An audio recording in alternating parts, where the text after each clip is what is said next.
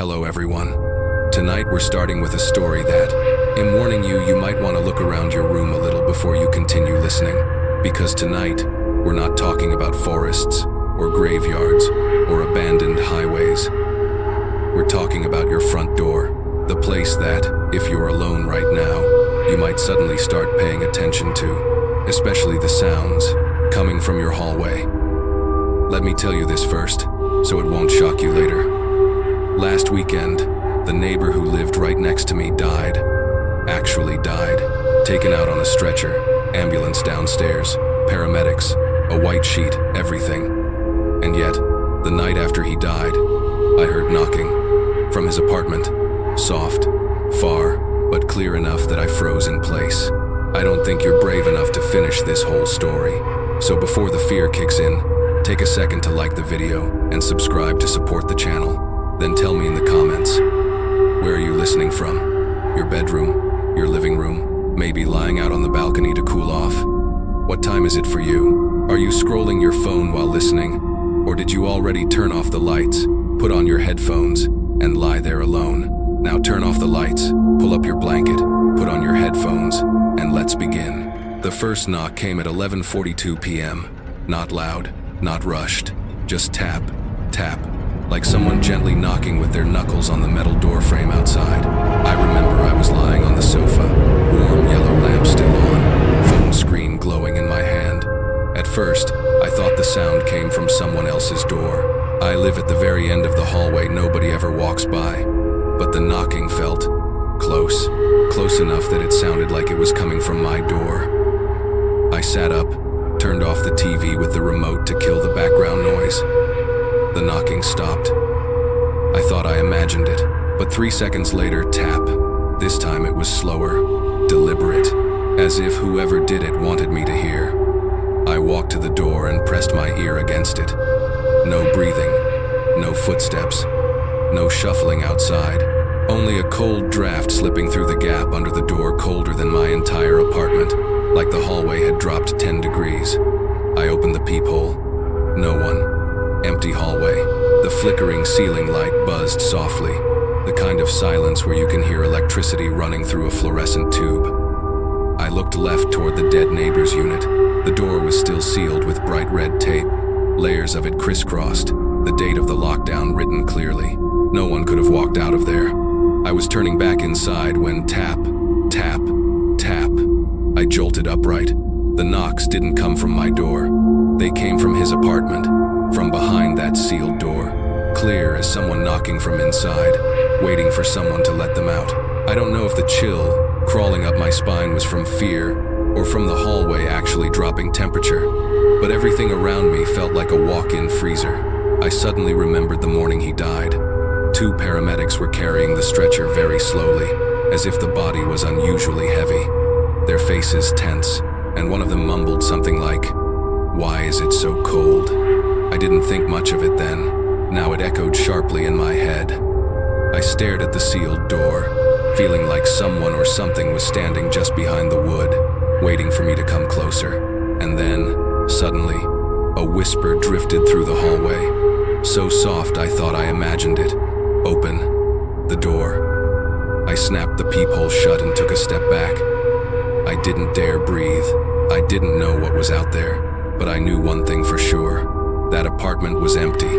The man inside it had been dead for a week, and no living person could have walked out of there to knock on anything. I locked my door, then locked the second latch. But I didn't sleep that night, because until nearly 3 a.m., the knocking kept coming. Like someone patient, waiting for me to open. The knocking from the night before clung to me all the next morning. At work, in the elevator, walking down the street, my brain replayed it non-stop. That brittle sound of a fingernail tapping metal. Tap, tap, tap. I kept telling myself I was overthinking it, but logic didn't stop the goosebumps still crawling on my arms. That night, I tried everything to make myself feel normal. Showered early, ate early, turned on the TV just for the noise. But every time the TV got quiet, every time a scene changed into silence, my body braced for the knock. And at 11:40 p.m., same cursed minute, I heard it. Tap, Just one. Soft. So soft it felt like it hit the center of my chest instead of the door. I froze. Half of me wanted to check. Half of me wanted to hide under a blanket and play dead. I tiptoed to the peephole. Hallway empty. The flickering light casting everything in a sickly, dim glow. Then I realized something horrifying. The knocking wasn't coming from the neighbor's sealed apartment anymore. It was coming from my door, right against it, like someone was leaning their forehead on the wood. My heartbeat pounded so loudly it felt like it shook the floor. My hand hovered over the door handle. I wasn't going to open it, but curiosity mixed with stupidity made me crack it open the tiniest bit, enough to see the hallway. And the moment that crack opened, I heard the voice. Raspy, cold, like someone who'd been underwater far too long and just crawled back up. Do you have salt? I froze. It wasn't a request. No, please. No tone of asking for help. It sounded like a line repeated from memory, like whatever was saying it didn't understand what the words meant. I couldn't see its face, or its eyes, or its body. Just a shadow, standing in the darker part of the hallway near the wall. I whispered, "Who are you?" No answer. Only a faint, wet kind of breathing, like lungs full of water struggling for air. Then the voice repeated deeper, more forced. "Do you have salt?" And in the single dumbest reflex of my life, I whispered back, "I don't." The moment I said it, two things happened at once. The shadow twitched, like my answer triggered it, and the hallway temperature plummeted. Not cool cold, slab in the morgue cold. I slammed the door shut, nearly tripping over my own slippers. I locked it, then locked it again, then stood there, forehead against the door, trying to breathe. Outside, the breathing didn't stop. It was right against the crack of the door, like whatever it was had pressed its ear there, waiting for me to speak again. I backed away slowly until my back hit the opposite wall. A few moments later, the knocking returned. Soft, slow, relentless. Tap, tap, tap. Then the voice whispered again, "Do you have salt?" I wanted to scream, but I didn't dare make a sound. My phone was in my bedroom too far, so I sat there, hands covering my mouth, every muscle trembling. After minutes that felt like an hour, the knocking stopped. The breathing vanished. Silence swallowed everything. I slid down the wall, drenched in cold sweat. One thought repeating in my head. Whatever that was, it wasn't my neighbor. It just borrowed his voice. I thought the thing in the hallway would leave after that night. I didn't know where it came from, and I didn't want to. If it had only knocked once, maybe it would have been over. But life is never that simple. The next evening, I tried to keep myself busy, cleaning, doing dishes, folding laundry. I even reorganized my fridge labels like some weird cleansing ritual. But nothing drowned out the fear crawling under my skin. The closer it got to 11:40 p.m., the louder my heartbeat became. At 11:40 exactly, tap. I closed my eyes for a moment, wishing, begging that it came from another apartment. But no. Same sound, same rhythm, same pressure. Tap, tap. I crept toward the door, making no sound, each step like walking a tightrope between curiosity and dread. I looked through the peephole. The hallway was empty. I almost exhaled. But then, half a second later, I saw something. A shadow, not a person. Not the outline of a body. Just a shadow standing in the middle of the lit hallway. And there was no one there to cast it. I froze. The hairs on my neck lifted. My lungs shrank. I blinked hard, thinking the peephole distorted the image. But when I looked again, the shadow was still there. Perfectly still. Perfectly wrong. And the worst part? It was standing against the direction of the light. The ceiling lamp was to my left. Any real shadow would point right. But this one leaned toward the light, as if light didn't matter to it at all. I stepped back instinctively, heart twisting painfully. Then the shadow began to stretch. Not by walking, not by leaning, it just elongated. Like invisible hands were pulling its head toward my door. Cold seeped through the door frame, icy, funereal cold. I wanted to pull away from the peephole, but something kept me rooted. The shadow reached the door, stopped, then spread sideways, distorting into something that no longer resembled a human silhouette, like a sheet moved by non-existent wind. Then it tilted its head, tilted, like a person trying to peer through the peephole from the outside, except it didn't have a head, just a shifting, bulging darkness pressed against the peephole. I pressed my ear to the door. No breathing, no footsteps, no fabric, no sound of any living thing, but inside my skull, a muffled whisper formed, blurred like a voice speaking through deep water. Salt. My knees nearly buckled. I slapped a hand over my mouth to hold the scream inside. Outside, the shadow stayed perfectly still, its head leaned right against the peephole. I couldn't move. I couldn't breathe. One thought echoed over and over. This thing is not a person, not my neighbor, not a ghost. I backed away slowly, step by step, until my back hit the wall. After about 20 seconds, the shadow slowly shrank, sliding back into the light, and vanished, as if it had never existed at all. No knocking, no footsteps, not a single sound, but I knew it was standing right outside, and it knew I was watching it. After the night I saw that shadow with no body, there was no way I could sleep. Every time I closed my eyes, I saw it leaning its head toward the peephole, like it was trying to confirm I was looking at it, like it wanted me to know that it knew I was behind the door. I stayed awake until sunrise. The birds outside made their chaotic morning noises.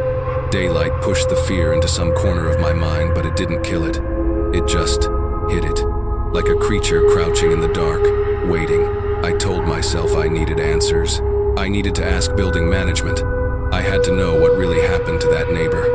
I waited until 9 a.m. only because management didn't show up earlier.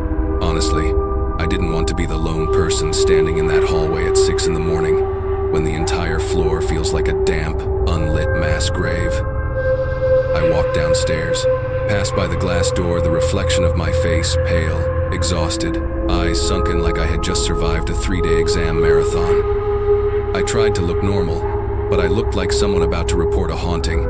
The building manager sat in the security office, lazily swirling his coffee cup on the table.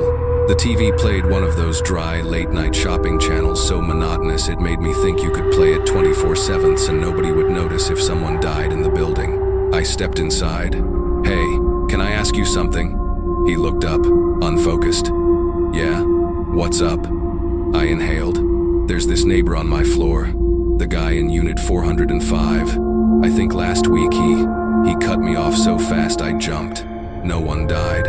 I froze. 3 seconds of pure confusion. "Sorry, but I saw. No, nobody died." His voice was clipped, firm, too quick, like the answer was rehearsed. My heart thumped hard. I lowered my voice. "I saw the ambulance.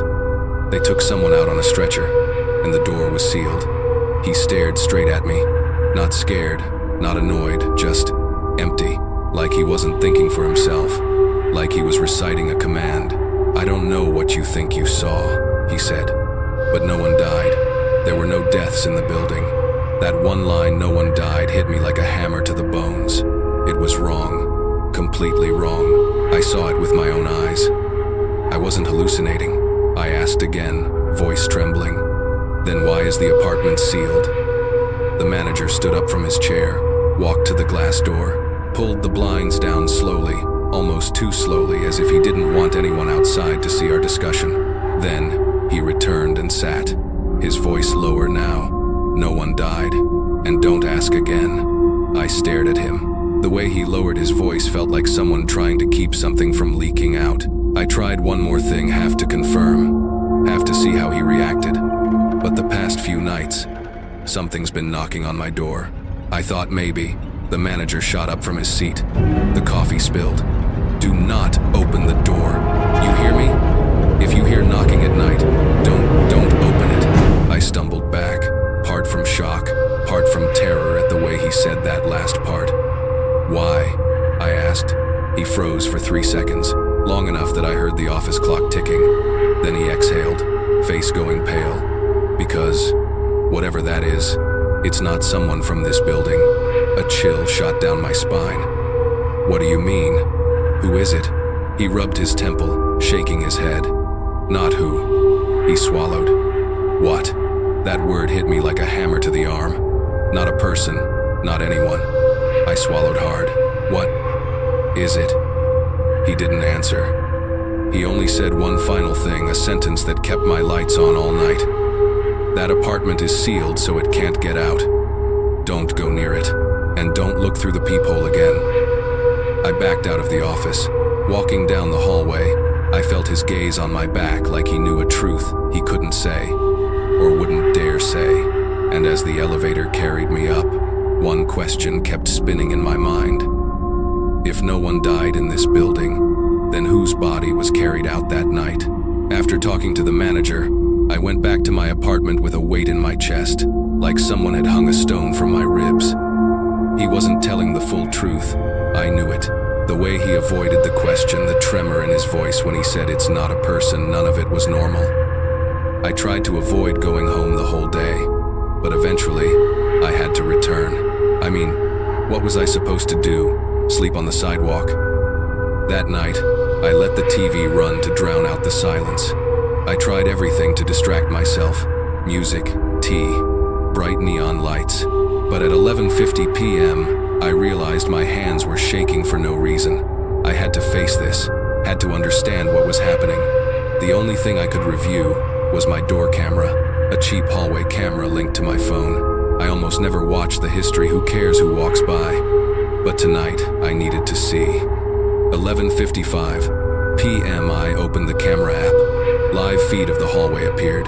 11:56 p.m. I set the phone on the table, trying to split my attention between the TV and the camera so I wouldn't obsess. 11:57 p.m. I joked to myself, maybe the ghost's busy knocking on someone else's door right now. 11:58 p.m. The room temperature dropped. Hard. 11:59 p.m. What happened next nearly made me faint.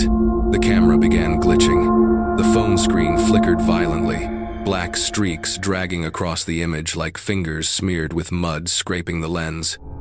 The picture warped, colors twisted like a recording filmed underwater, and then half a second later something pressed against the camera. Not a face, not a nose, not a mouth. Two eyes, too wide eyes. The whites too large, the irises drowned, like the eyes of someone who had been soaking in water for days, unblinking, motionless, no eyelids, no skin, just two raw, exposed eyeballs pressed right against the lens as if it was trying to look into my apartment. A long, static screech burst from my phone, "Rrr," and I felt my whole body tighten. Its eyes moved, not its head, not a face, just the eyes sliding slightly left, right, scanning the hallway. Then they stopped, pointed directly toward my apartment door. My chest locked. I couldn't move. Then I noticed something else. The hallway light didn't reflect in its eyes. Human eyes always reflect, but these were like two deep water pits absorbing everything. 10 seconds later, the feed went pitch black, as if something covered the camera. And then knock, one knock, sharp, clean. Exactly at 12 a.m., I shot up, almost dropping the phone, heart pounding like a war drum. I ran to the door, not to open it, but to make sure it was locked. Handle secured, latch secured, extra lock secured. The hallway was silent. No steps, no breathing, no one retreating. And then, my phone buzzed. Movement detected at 11:59 p.m. View playback. I hesitated for one beat too long. One beat where I questioned, do I even want to see it? I tapped view. The video replayed smoothly. No glitch, no distortion, no eyes, nobody standing in front of the camera. Nothing, empty hallway. But at the 5-second mark, I saw something that punched the air out of me. Two faint dark smudges, about an inch long, streaked across the exact spot where the lens should be, like something damp, with two eyes leaking water, had pressed against it. I collapsed into the chair, hand covering my face. One thought echoed. It was standing right outside my door, and it wanted to see me.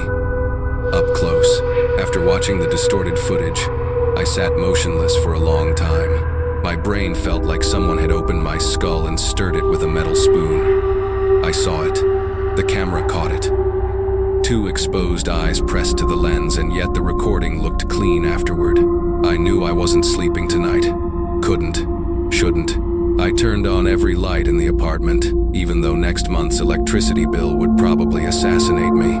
I put on soft background music, some harmless dentist office instrumental, but at night, those melodies sound like something that summons spirits. By 1 a.m., I still couldn't lie down. The quieter the room got, the more I felt something pressing its face against my door, waiting to hear whether I was still awake. I only slept when the sun came up. The next morning, I woke up late. Very late. Sunlight cut through the blinds, dust drifting in the air like someone had shaken an old cloth. I dragged myself to the front door to pick up the delivery I ordered the night before. Instant noodles, hand sanitizer, tissues, the toolkit of someone too terrified to step outside. I opened the door, and right there, in the crack of the doorway, lay a white envelope. Not big, not new. The edges yellowed, like water had seeped into it. My heartbeat skipped hard. My name was written on the front in capital letters. Not ugly handwriting, not neat, just slow, even, like the writer wasn't used to holding a pen. I swallowed. No return address, no sender, nothing. I shut the door before opening it instinctively, trying to protect myself. Then slowly, I tore it open. Inside was a handful of salt, coarse salt, the kind used in rituals, or sprinkled in front of doors, or the kind it had been asking for. The salt was wet, soaking, as if someone had held it in freezing, waterlogged hands. I leaned in to smell it and almost gagged. Not table salt. The smell was wrong, heavy with tannins, damp, like stagnant pond water, like algae scraped from the bottom of a lake that hadn't been touched in years. I flipped the envelope over and nearly dropped it. A brown stain soaked the bottom like someone with wet, muddy fingers had handled it. I dropped the whole thing on the table. The salt spilled out, melting into a cloudy, milky sludge like diluted pond water. My throat tightened. If someone left this intentionally, why wet salt? Why that smell? And more importantly, how did it know my name? I stared at the dissolving salt, and then I remembered the question it repeated every night. Do you have salt? And my stupid answer, I don't. What if it was angry? What if this was payback? Or worse, what if it was giving me exactly what it wanted to use? The thought made me scrub my hands raw at the sink. Then, a tiny sound outside my door. Not knocking, not footsteps, just the sound of something being placed on the floor. I pressed my ear to the door. Silence. But my instincts never fail me. I opened the peephole, and my heart stopped. Right outside my door, next to the envelope, was a long trail of salt, a perfect line, stretching from the dead neighbor's sealed apartment, straight to mine. Not crooked, not broken, not spilled randomly, a straight line, like a path. I stumbled backward, breath shaking. The salt trail didn't look poured. It looked like something wet had been dragged across the tiles, leaving a dissolving trail behind. And then a freezing thought flashed. It left the salt to see if id opened the door. And I did. I did exactly what it wanted. Ever since that envelope, I can't tell what fear is real and what fear is just in my head. Every breath in my apartment feels too loud. Every step from my neighbors in the hallway makes my heart leap, afraid it's it. I spent the afternoon cleaning, not because I wanted to, but because I needed to erase every grain of salt that spilled from that envelope. As if the less salt in my room, the less connected it'd be to whatever that thing was. But nighttime doesn't care. 11:28 p.m. I lay on the sofa, eyes glued to the wall clock, waiting for that cursed 11:40 minute to come. I didn't dare glance at the door, didn't dare open the peephole, didn't dare check the camera again. I just tried to breathe quietly. The manager's words repeated in my head. Never open the door, and stay away from that apartment. That apartment, 405, the sealed one, the one I saw it knock from inside. 11:33 p.m., a soft click, like someone messing with a lock from far away. I sat up fast, staring at my door. Nothing. No shadow. No knock. No breathing. But then 11:35 p.m. Scrape, drag. I froze. The sound came from apartment 405. A dragging noise like something heavy or someone's body was being pulled slowly across the tiles. Dry at first, slow, horrifying. I turned off the TV to make sure I wasn't imagining it. In the silence, it grew sharper. Drag, pull, and wet. Whatever was being dragged was soaked, dripping. My skin prickled in every direction. I backed against the wall, eyes locked on the direction of 405. Even though it was 2 doors away, I could feel something moving inside that sealed apartment. The death room, the one they sealed. The one the manager insists has no dead people. The apartment it had been knocking from. I saw the shadow under the door of 405, darker than normal. As if something stood right behind the door. 11:37 p.m. The dragging stopped. The silence that followed was a kind of silence that felt wrong, like every nerve in my body was being pulled tight, then clack. I screamed internally. Didn't dare make a sound. A lock, a latch, or something. Crawling, I pressed myself against the wall, avoiding any crack where I might accidentally see the hallway. I didn't want to see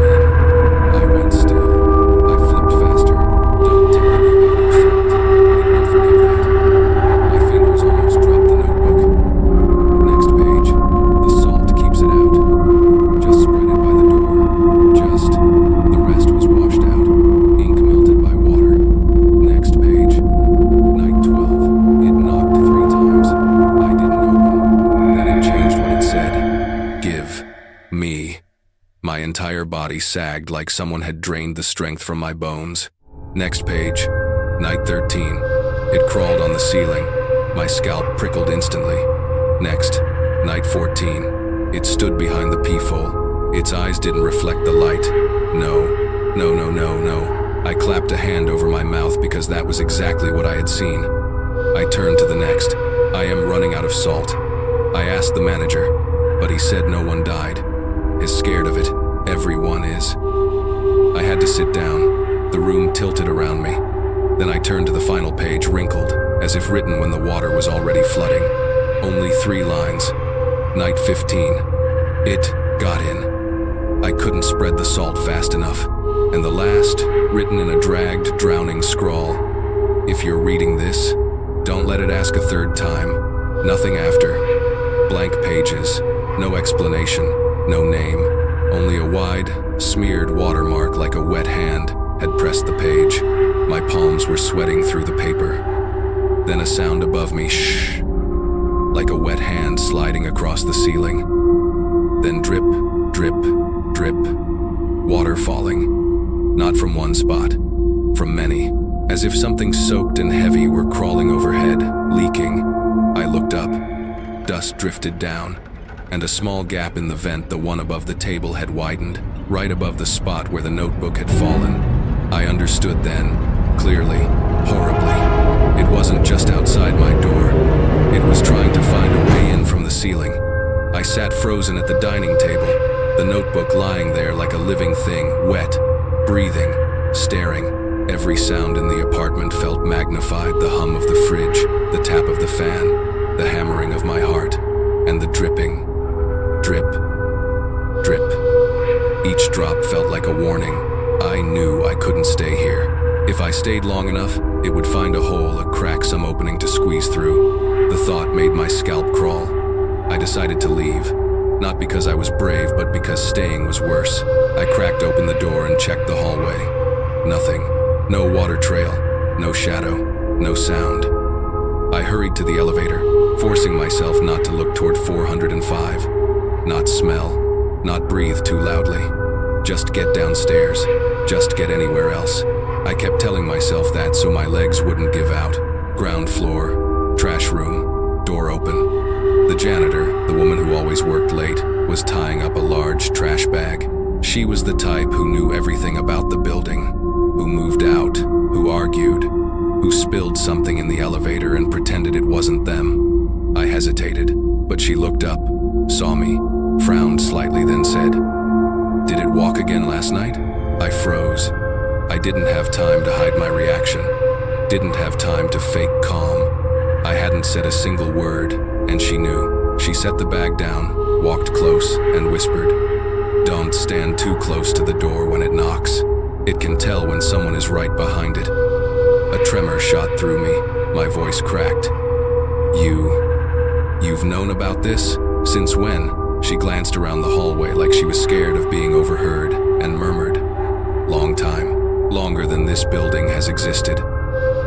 The answer chilled my bones. I wanted to ask more, but she raised a hand, silencing me, then looked straight into my face and said, her voice trembling, "Salt keeps it outside. Salt is the only thing. Don't let it think your place is out of salt." I swallowed hard. "Do you know why it asks for salt?" She avoided my eyes like someone pushing away a memory. After a long moment, she whispered, "A long time ago, people used salt to block it, to keep it in one place. But someone removed some of the salt." She shivered. That was all it needed to be free. A gust of cold seemed to pass straight through my spine. I asked quietly, If someone gives it salt, what happens?" She snapped her head toward me and her eyes darkened. "No, never. Never give it back any salt. Salt keeps it out. Giving it salt opens the way." My breath hitched, but it left salt at my door. "Last night." Her whole body jolted. "It's testing you, seeing who still knows the rules." I bit my lip until I tasted blood. "Do you know what happened to the man in 405? Something in her expression softened, sad, resigned. He knew the rules, but he forgot one night. My stomach dropped. Just one night? She nodded slowly. One night, that's all it needs.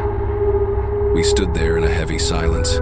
10 seconds that felt like being buried alive.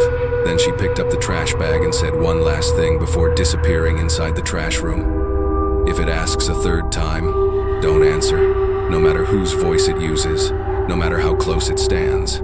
She disappeared into the trash room and shut the door. The soft clack echoed through the empty hallway, sharp, cold, wrong. I stood there alone, ears ringing with adrenaline, legs barely holding me up. When I went back upstairs, I didn't breathe normally for a single second in that hallway, especially not when I passed 405, because I saw it.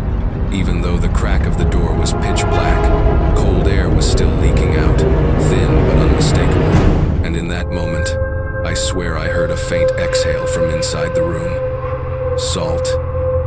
Ever since the janitor warned me, I returned to my apartment with the terrifying sensation that someone or something was walking right beside me, even though the hallway was empty. Each step felt heavy, sticky like walking through mud. The air shifted denser, damp, carrying the faint, moldy smell of something seeping out of 405. When I reached my door, my heart was still hammering. I locked it, latched it, shoved the chair against it again, like every night recently. But tonight was different. Tonight, I felt like it was waiting. Not waiting for me to open the door, waiting for me to fail. I tried staying calm, but all evening my brain replayed the janitor's words. If it asks for the third time, don't answer. No matter whose voice it uses, I didn't want to imagine whose voice that would be. My neighbor's? Mine? Someone else I know? Even the thought sent a shiver through me. 11:20 p.m. I turned off every sound, leaving only a small warm lamp on so the darkness wouldn't swallow me whole. I sat on the floor, back against the wall opposite the door, staring at the doorknob like it might twist at any second.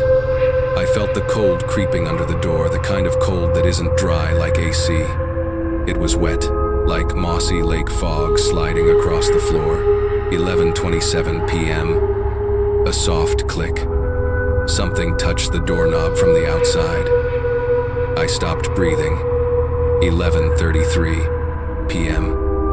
The floor beneath the door was wet. I watched droplets seep through the gap, crawling across the tiles like water being squeezed through stone. I wanted to cover my ears, but I couldn't move. Then, 11:40 p.m., the first sound hit. K-knock. Not soft, not distant, not like the past 3 nights, but hard, a full strike, as if someone slammed their fist directly into the door. The force vibrated through my spine. I jumped to my feet. Knock, knock, knock. 3 hits, fast, no pause. I heard the furniture tremble. My legs wanted to run away, but I stood there like I was nailed to the floor. Knock, knock, knock, knock. Faster. This wasn't a knock anymore. It was something using its forearm or its head to ram the door. The entire frame shook in its hinges. I backed into the corner, hand over my mouth. Then it started speaking.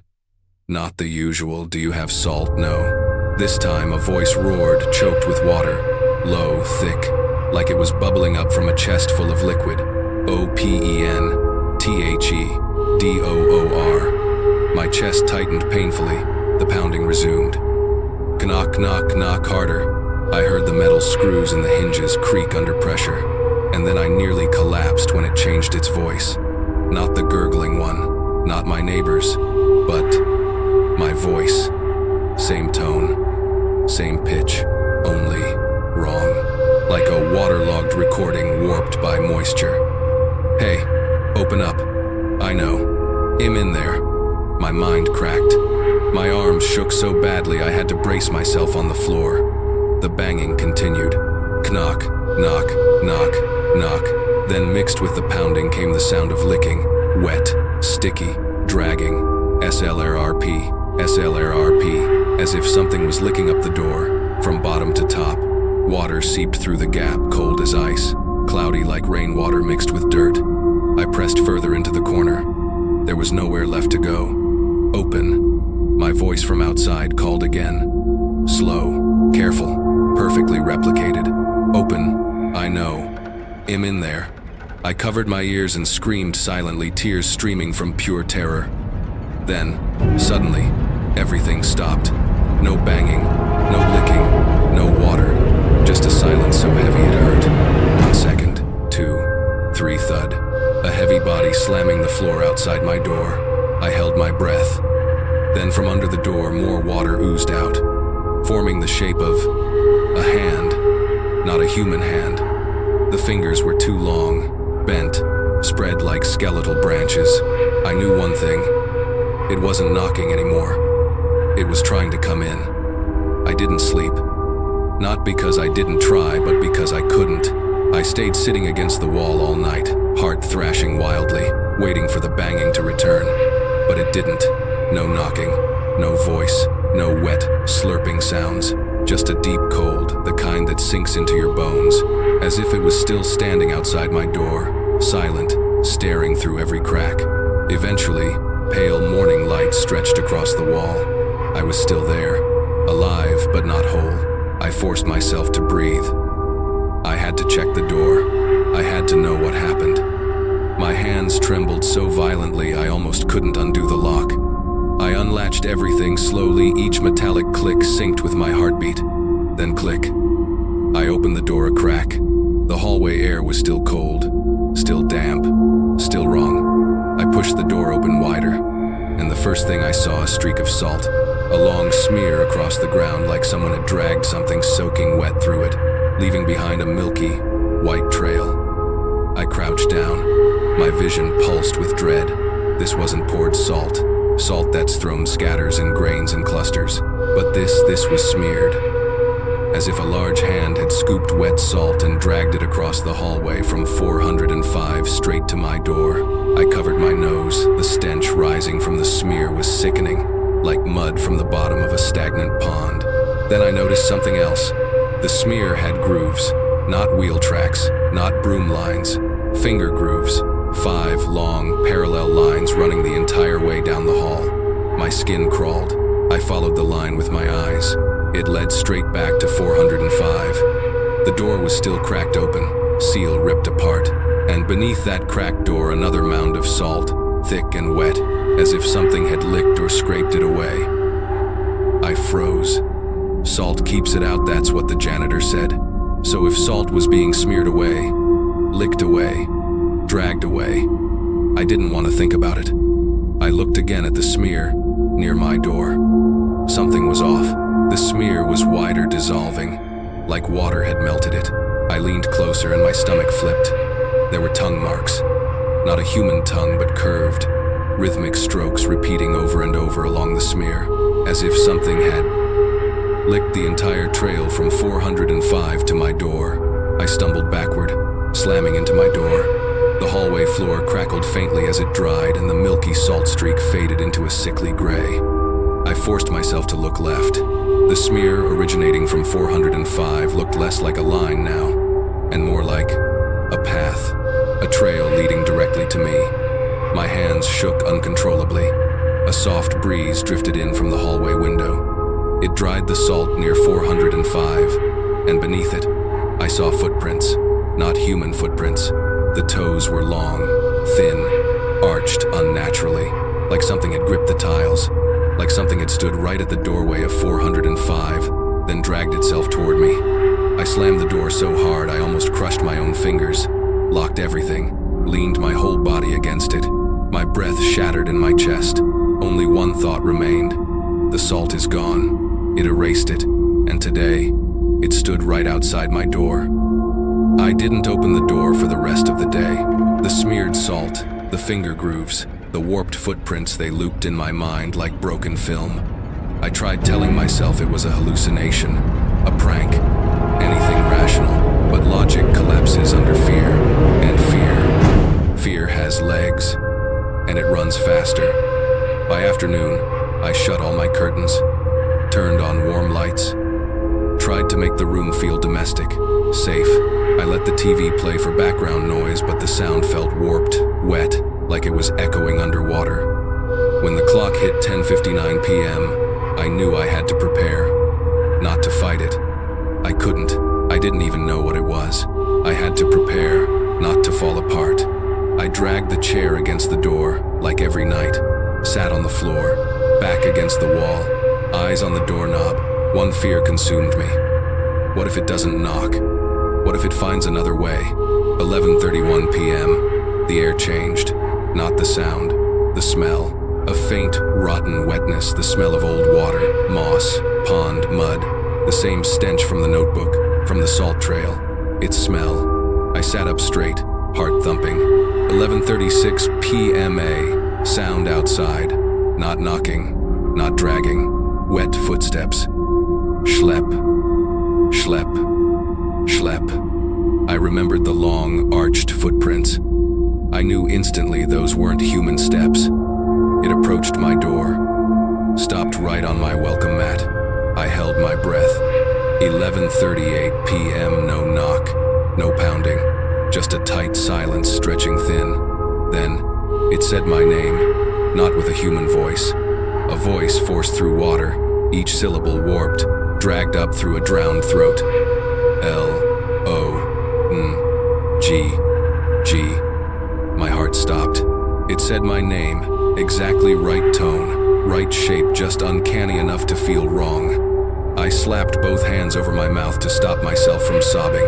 Then it said my name again, L-O-U-N-G, dragging the first sound, like it was practicing, trying it out. Oh God. It remembered my voice from the night it mimicked me, when it said open the door. My throat dried up, my lungs seized. I shrank even further into the corner, as if a few extra inches of distance mattered. Then it spoke a third time, long. This time, perfect pronunciation. Almost human, almost familiar, as if someone I knew, someone I trusted was standing right outside the door, calling me softly. But there was one thing missing. No breathing, not a hint of exhale, not a scrap of human warmth, just the voice, my voice, trying to lure me. I wanted to scream, wanted to call for help, call security, call anyone. The janitor's warning repeated itself in my skull. No matter whose voice it uses, don't answer. And if I answered, if I made even the slightest sound, it would know exactly where I was standing inside the apartment. The door trembled, not from knocking, from something pressing its face against it. I stared at the doorknob. It turned, just a little, then stopped. It was testing me. Its voice came again clearer, smoother, as if it had fully learned how to speak. Long, open. The door. This time it didn't sound like mimicry. It was my voice. Perfectly my voice. So perfect I almost thought the sound was leaking out of my own mouth. I shook uncontrollably, certain I was going to faint. It spoke again, each word dripping onto the wet floor outside. L-O-N-G. I know you're awake. I bit my lip so hard it bled. Silence, then schluck, a tongue, a long one, licking the edge of the door. Then, long, I'm here. I wanted to die rather than hear another second of that. It knew my name, knew my voice, knew I was awake, knew exactly where I stood inside the room. And the worst part, tonight, it didn't ask for salt. It called my name. It called me. It whispered my name for nearly 30 minutes. Sometimes in that drowning, waterlogged croak. Sometimes in my own voice so perfect, so clear that anyone standing behind me would think I was talking to myself. I pressed my spine into the wall, curling up in the corner, desperate not to make a single sound. Finally, around 12:12 a.m., its voice weakened and faded. No footsteps, no licking, no dripping, just silence. A silence so long and heavy it made my ears ring. I didn't sleep. I didn't even blink too long. I was terrified that if I closed my eyes, it'd see its wet face waiting right behind my eyelids. When the sun finally rose, I forced myself to stand. I walked into the bathroom to splash cold water on my face and flinched when the water from the faucet hit my skin, freezing cold. Like something in the pipes had just pulled its cold breath back. I didn't want to think about that. I just wanted to leave the room for a few hours, find a bright cafe with people, chatter, light any reminder that the world was still normal. That was my mistake. 8:42 a.m. I opened my door and walked down the hallway as quickly as possible without looking at 405. I took the elevator down, stepped outside, and breathed like a normal human again. I stayed at a cafe until noon, reading news articles, listening to voices, trying to drown out the memory of last night whispering my name. Long. When I returned, the sun was high, the hallway bright, no shadows deep enough to hide anything. I told myself, daytime is safe. God, I wish I hadn't said that. 12:17 p.m. I opened my apartment door. The very first second inside, I knew something was wrong. The air felt reversed, stirred like someone had been standing inside the room. Right here, for a long time, but had only just left. Then I saw my shoes. I always leave them facing outward toward the door, but now, both shoes faced inward, toward the room, as if someone had stood inside this space. Looking at the spot where I stood earlier that morning, I whispered, no way. I stepped back, looked closer. The floor was wet. Not AC water, not rain. Wet footprints, long footprints. Toes bent, arched, clawed into the tiles. Not human, not remotely human. My heartbeat hammered like fists on the inside of my chest. I followed the prints. The first, right inside the door. The second, one small step forward. The third, heading toward the living room. The prints formed a straight path, no hesitation, no wandering directly to my bedroom. The bedroom door was closed. I froze. I knew I had to open it. If I didn't, it'd never know what it did inside. But if I did, if it was still in there, my hand shook uncontrollably. I gripped the doorknob, turned, a soft click, loud as a gunshot in the silence. I opened the door 2 centimeters, and in the darkness of my bedroom, I saw water, a single droplet, falling onto the floor, then another, drip, drip. I looked up. A wet handprint smeared across the wall near my nightstand. A hand, not mine, the fingers nearly twice as long as a human's. I stumbled backward, almost falling. The bedroom door swung open a bit more from the movement, and the wet streak on the wall slid downward as if a hand had been resting there minutes ago. My bedspread was untouched, no indent, no disturbance, but the pillow, my pillow, was still wet, damp in the shape of half a face. I lost every ounce of strength in my legs. Somehow, I found myself in the living room, shaking so hard I dropped my phone 3 times. Then I saw it, the notebook that fell from the ceiling. It was back on the table, even wetter, as if someone had submerged it again, then placed it carefully where Id left it. 1 page had opened on its own. I didn't want to approach it, but some awful gravity pulled me toward it. The page was open to a section I hadn't read yet. Handwriting, shaky, slanted, frantic. I spread salt every night. I swallowed hard. Next page. The person before me in 405 knew about it. They left a note. Keep salt near the door. A stone lodged itself in my chest. Next. At first I thought it was superstition. I didn't believe it. I didn't spread salt on night 1. A long line of ink scraped across the sentence as if the writer didn't want to relive whatever happened afterward. Next page, night 2. It knocked, softly, very soft, like someone begging. A chill crawled across my spine because Id heard that exact whisper. Do you have salt? Next. I didn't answer. You must never answer. That's what the old tenant said. I dropped into a chair, clutching my head. Next, night 3. It walked the hallway. I heard it, the dripping on the floor. I shut my eyes. I heard that too, last night. Right outside my door. Next page, the handwriting bigger, desperate, like a scream on paper.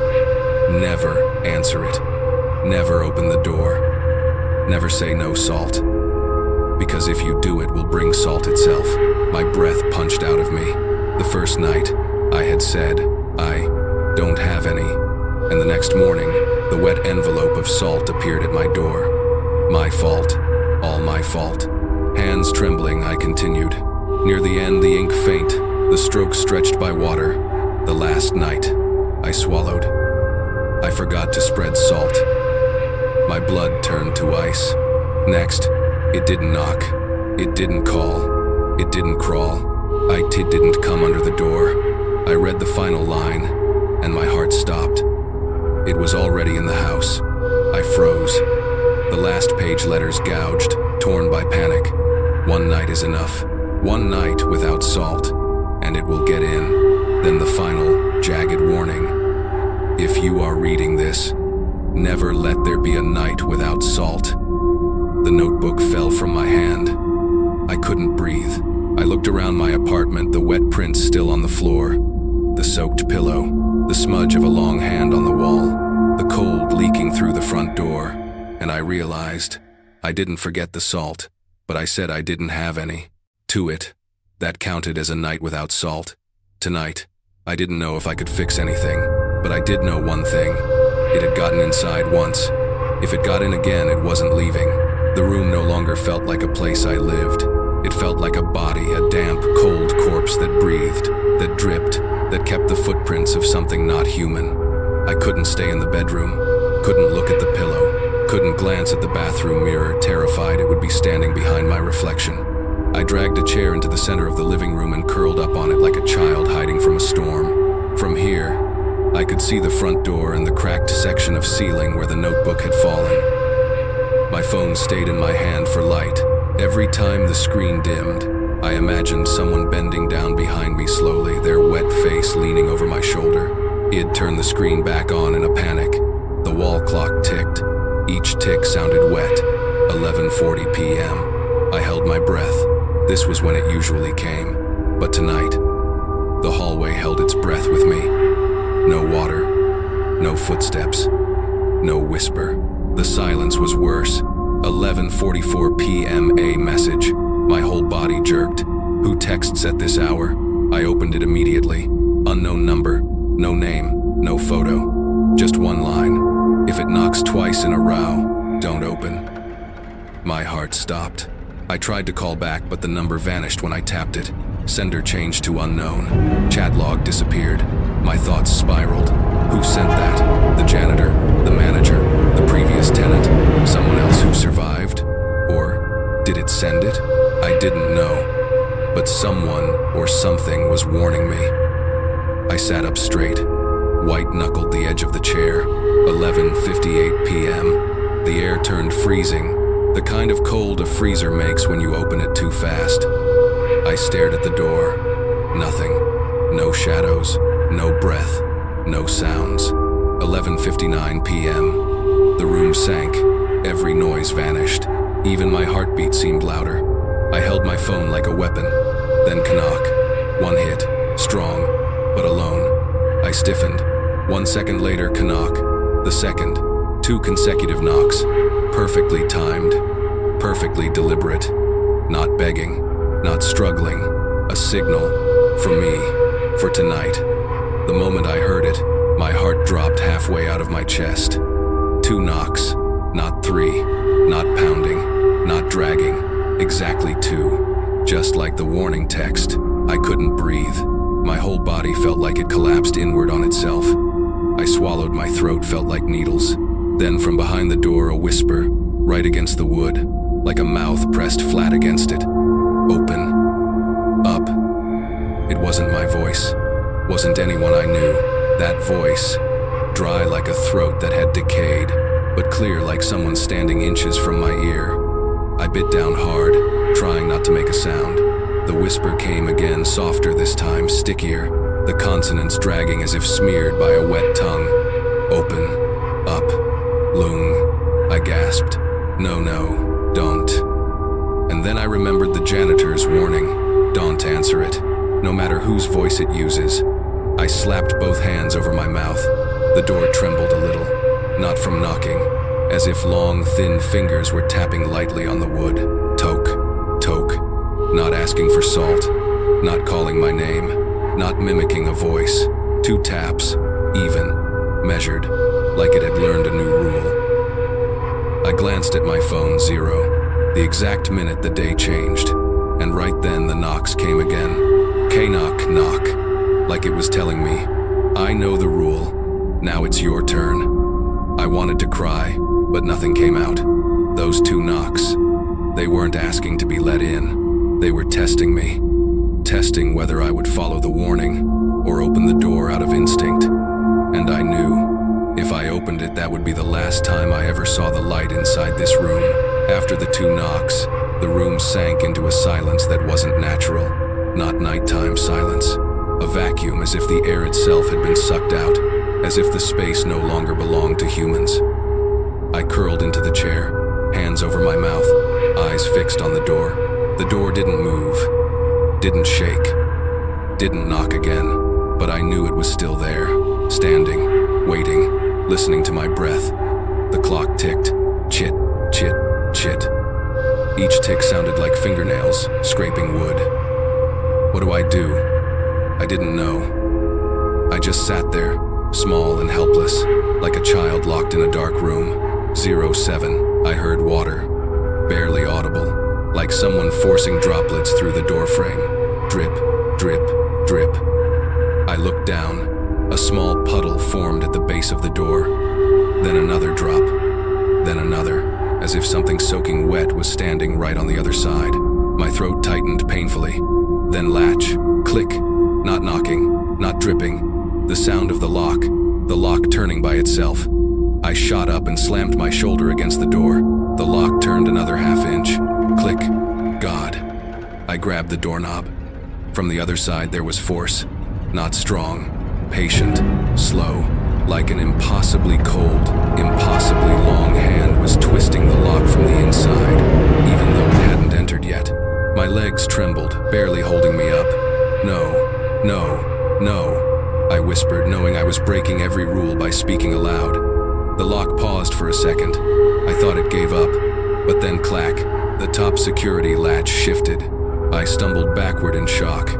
That latch was at my forehead level. You had to reach up high to touch it, and yet it dropped open by itself. By itself. No one could have reached it, unless that thing was taller than me. I backed to the far wall, shaking so hard my teeth clicked. The lock continued turning. Click, click, click.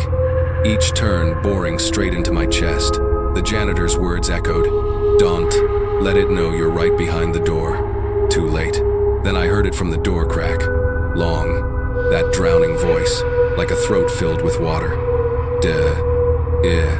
Nen. Was it trying to say den? Or my name pulled apart? I didn't want to guess. Hello. I'm delighted to assist you with our voice services. Choose a voice that resonates with you, and let's begin our creative audio journey together. A long, pale, water-swollen finger slithered through the gap, hooking the edge of the door, trying to pull it open wider. The nail was long and thin, curved like a shell dragged from brackish water. In my head I was screaming, "Don't open, don't open." I shoved as hard as I could. The finger scraped along the wood, leaving streaks of milky water. The door pushed open another centimeter. I was losing. Then by some mercy or curse, my phone buzzed violently. A message lit up the screen. Step back. I didn't understand, but before I could react, the finger snapped backward like something yanked it. The lock spun. Kick. The door slammed shut. I collapsed onto the floor, lungs burning, chest aching like someone had squeezed it dry. The hallway went silent. The door had opened by itself, turned by itself, pulled by itself, closed by itself. No person, no wind, just it learning how doors work. And now I understood. It's evolving, learning, and soon, I won't be strong enough to hold it back. My body still trembled uncontrollably. After the door slammed shut, I lay on the floor for minutes, unable to lift my arms. Every muscle felt hollowed out from fighting the door. Eventually, I forced myself up. My legs wobbled like wet rope. I leaned against the wall, sucking in air. Don't fall. Don't pass out. Don't give it another chance. Gradually, the room settled. No dripping, No breath at the door, no distorted whispers seeping through cracks, just my pulse and something faint. Footsteps. Above me. Soft. Slow. Spaced apart. Tack. Tack. Tack. I tried to ignore it. I couldn't survive another confrontation. I dropped onto the chair, holding my head, telling myself I just had to make it through the night. Get through tonight and tomorrow I'd figure it out. Move out. Call someone. Police. Anyone. By 1:12 a.m., I finally eased my shoulders a little, and just when I thought the night had gone quiet, a cold breath damp slid down the back of my neck. I froze. That wasn't wind, wasn't AC. It felt like someone had stood behind me and walked straight through my body to step in front of me.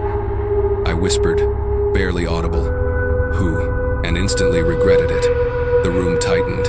The air thickened. The warm bulb overhead flickered once, then snapped off, then on, as if something walked right through the light. I slowly turned around, and my heart clenched like a fist around it.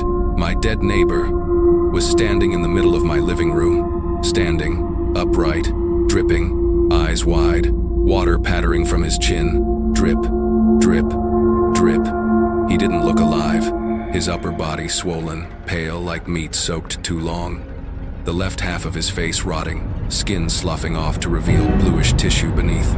His right lip sagged, revealing teeth bathed in cloudy black fluid.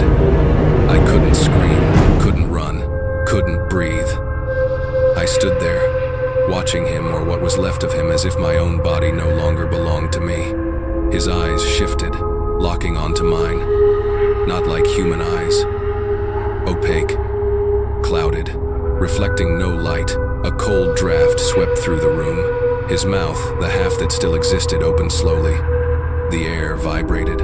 Then he spoke in a drowning, strangled voice, like someone forcing sound past a throat full of water. "Don't be afraid."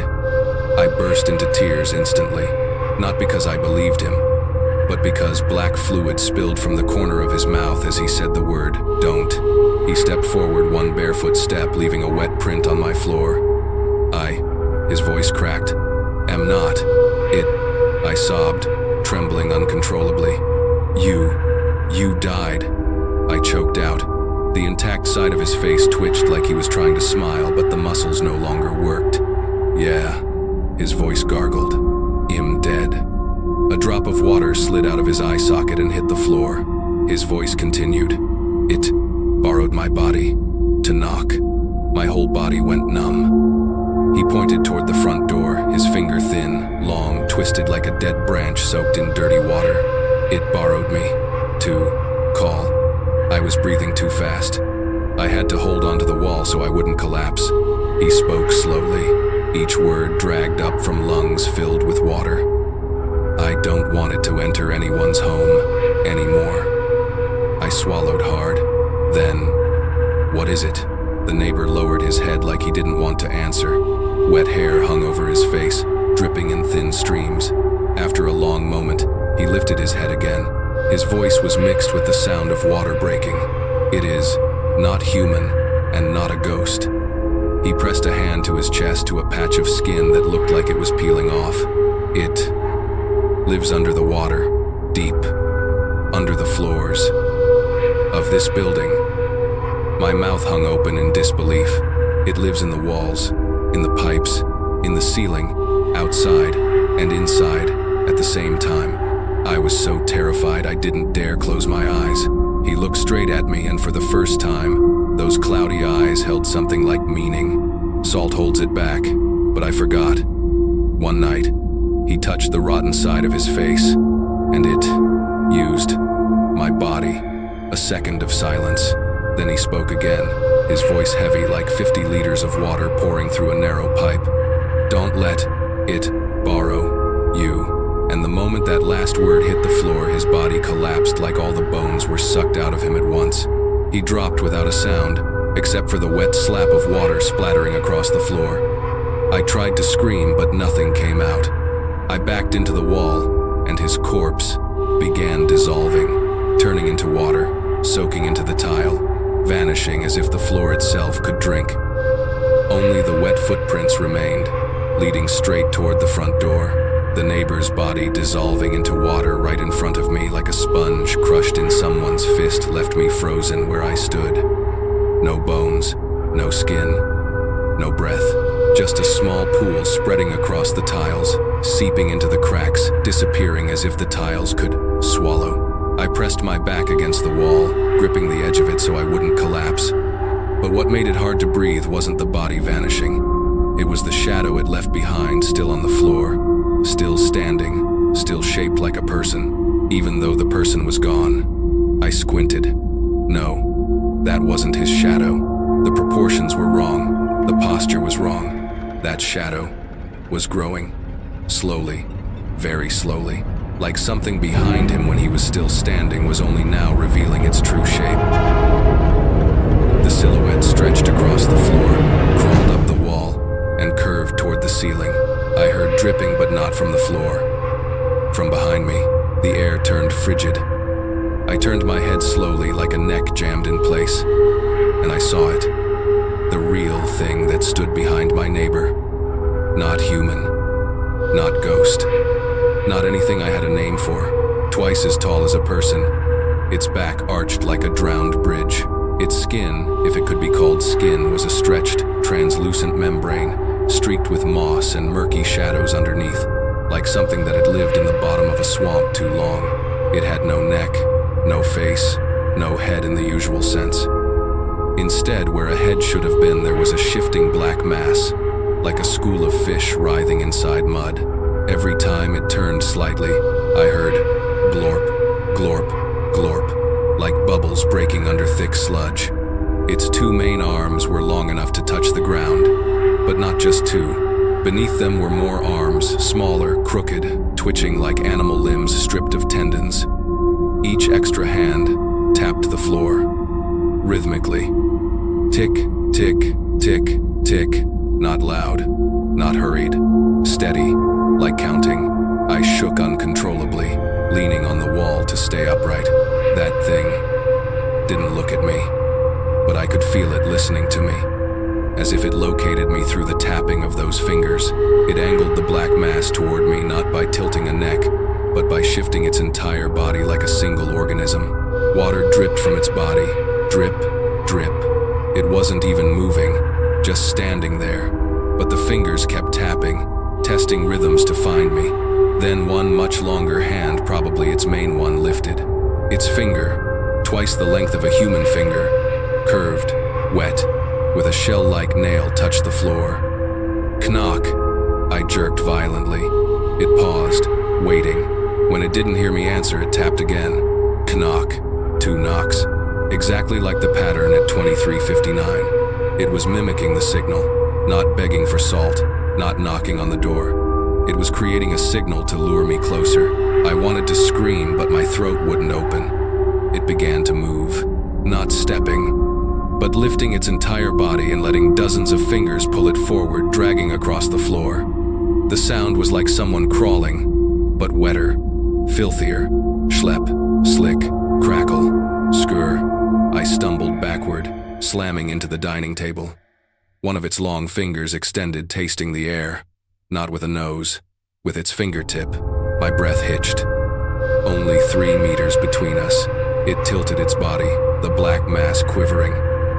A smaller arm smacked the floor, sharp, precise, marking my position. I almost fainted. Then from behind the shifting mass, I saw part of the neighbor's face stuck to its membrane. His eyes wide, frozen, his mouth open in a scream he never finished. It had used him as a layer of skin, as a tool to knock, to speak, to mimic humans. And now, it didn't need that skin anymore. It wanted me. The long finger reached again further and touched the tile right in front of my toes. Knock. 1 knock. Not on the door. On me. I stumbled backward like an animal cornered. The creature stopped. The black mass churned, then it bent its body down, coiling in on itself, ready to lunge. Silence froze the room, like the surface of a black lake right before something drags you under. That thing, that shapeless shadow, that bent carcass with dozens of dripping hands was tightening its form, preparing to spring at me. I didn't run, didn't scream, didn't move.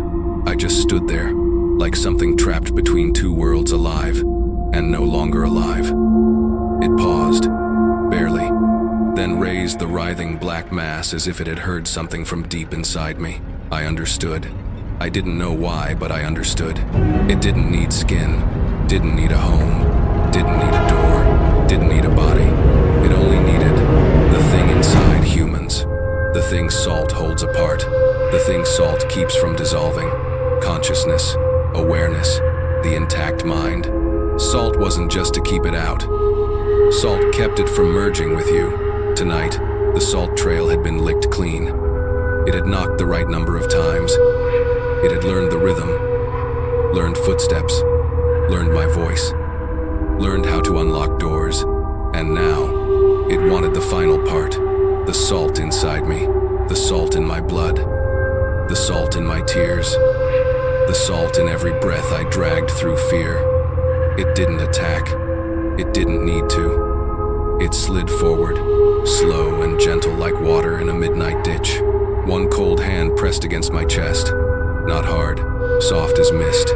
I felt myself loosening, thoughts dissolving like salt in water, unraveling, bleeding into what touched me. The room blurred. My breath grew long, then thin, then no longer mine. I heard its voice, not outside, not above, not under the door. Inside my head. You don't need salt anymore. I tried to step back, but my legs were as cold as deep water. My hands trembled. My vision shimmered. I understood it didn't want to kill me. It wanted me to become the next thing that knocks. And the first knock sounded softly, somewhere inside my chest knock.